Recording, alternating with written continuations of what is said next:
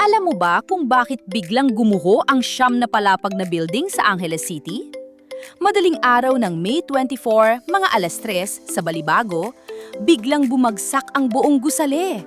Ang nakakatakot? May 30 hanggang 40 worker ang natutulog sa loob noon gumuho ito. 3 ang patay, 12 dosena ang na-rescue at 18 pa ang nakabaon sa ilalim. Pero ito ang tanong ng lahat. Bakit bumagsak ang building na halos tapos na?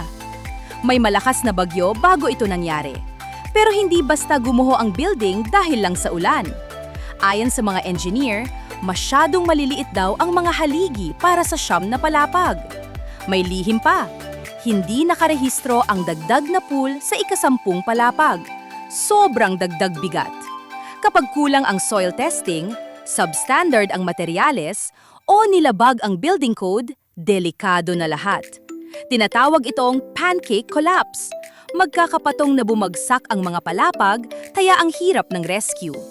Kaya pala mahigpit ang batas sa construction.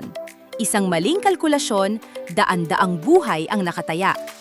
Ikaw, sigurado ka bang ligtas ang gusaling tinitirhan o pinapasukan mo araw-araw?